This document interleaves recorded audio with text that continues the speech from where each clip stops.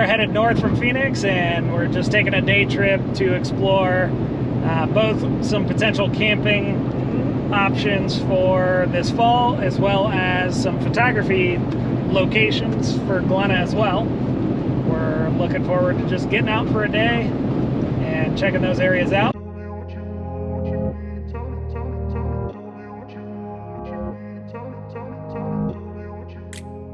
This is one of the few areas that's in the kind of mid-desert between Phoenix and Flagstaff that has running water a majority of the year. There's a spring just east of the camp area we're going to check out, and then we'll probably go even further down that road at some point as well.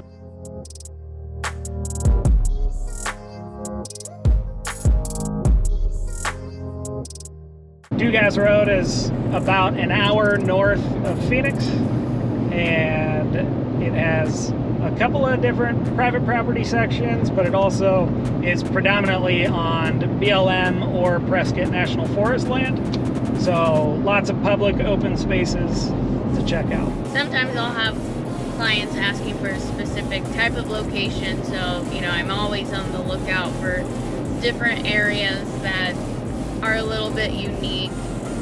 Being in the desert, sometimes I have people that want more green, they really want water in their images. Here in Phoenix, you mostly have just desert, so it's nice to be able to get out a little bit away from the city and look at specific locations.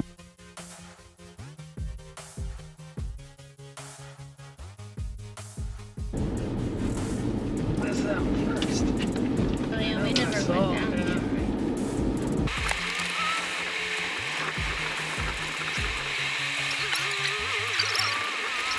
All right, we just kind of drove through the first area we have not checked out yet before, and it didn't really have anywhere to camp. It definitely has creek access. There's a couple of fences, national forest gates that you're allowed to go through.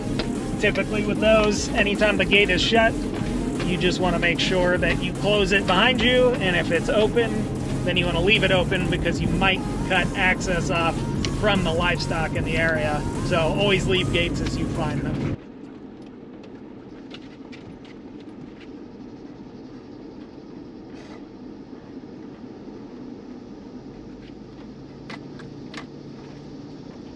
Oh yeah. I think we can just get right down here. Yeah.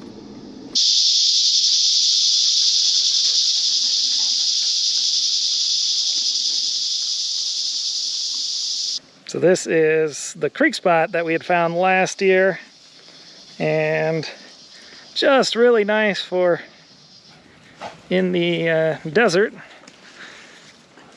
Got, from my understanding, year-round water, and it's a really nice area.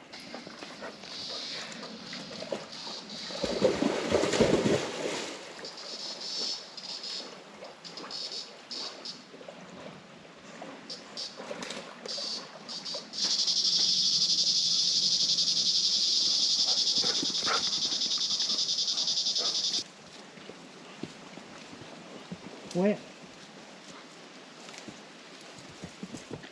I think every cicada in the area just got loud all of a sudden.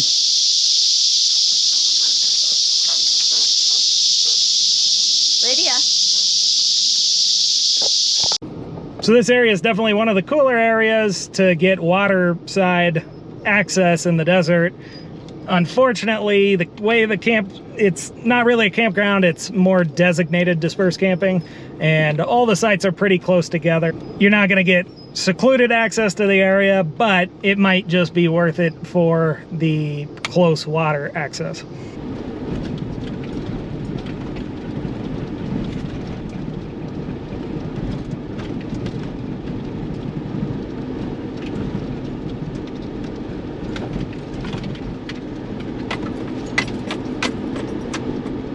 Well, even though we don't have time to camp today, still got to run the dogs. They did go to the dog park this morning, but they have infinite energy, so we're just getting some of that used up. So up ahead, maybe another 5 miles, there's a lookout point way over the Verde Valley. And so that's kind of the goal for today. And just check out some other campsites if we find any along the way. This is technically a dispersed site. There's a couple of fire pits here. You can see where people have come through. And got a fire pit there. And then one in that area, but with so much rain, there's a lot more grass than usual.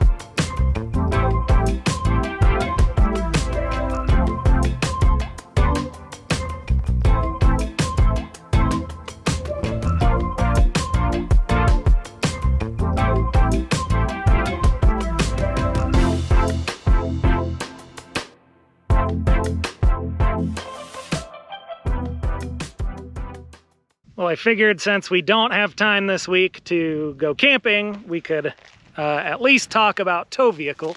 So we have a 2013 Nissan Xterra Pro4X, and it has been absolutely fantastic for our needs, both as just a off-road vehicle as well as tow vehicle for the hiker trailer. It can get us anywhere we generally want to go. It's not going to be, you know, a huge rock crawler, but any moderate rock obstacle, mud, it has the capabilities to handle it. It's got, so the Pro4X model comes standard with differential locker for the rear. And there's a couple other features that aren't really that important, but, you know, main thing, 4 high, 4 low. So it's been a really fantastic vehicle. We put 60,000 miles on it in about 3.5 years. So, and a lot of those miles have been rough dirt roads. So it has done really well. We did end up getting the max hitch lock and roll, so that we have some more articulation. One thing that I did prior to picking up the trailer was install a 7-pin on the bumper of the vehicle. I know that in the past I've had trailer wires get cut on some more intense angles. And then on this side, we've just got our 23-0 270 mounted on the roof. And we have mounting brackets for both the car and the camper. So we ended up moving it over to the car for a lake day pretty recently. And then, you know, it's not worth it in the Phoenix heat to switch it back over. So next time we go camp, we'll just take those 4 bolts off and pop it back on the camper. So that's been nice, having those extra brackets that, you know, negates half of the changeover process for that. And then I did put on just a small light bar. A lot of these dirt roads at night, you know, can't really tell. Here, nothing too substantial, but it gets really difficult to see the rocks and different stuff on the road. So just getting some extra light has been really beneficial.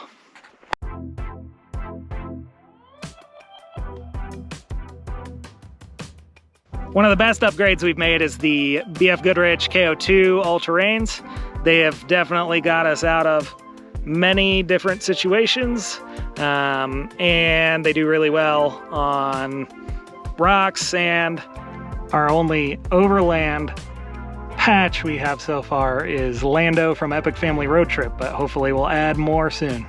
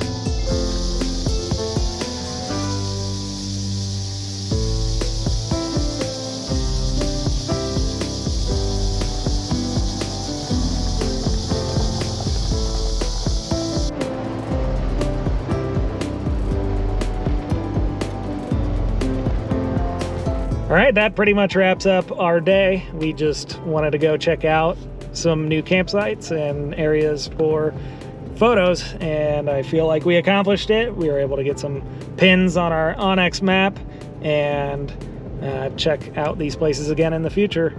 So yeah, a shorter video, not as much going on until we can camp, but we do have a really big trip planned coming up soon, and we cannot wait to show you guys some of northern Arizona and southern Utah.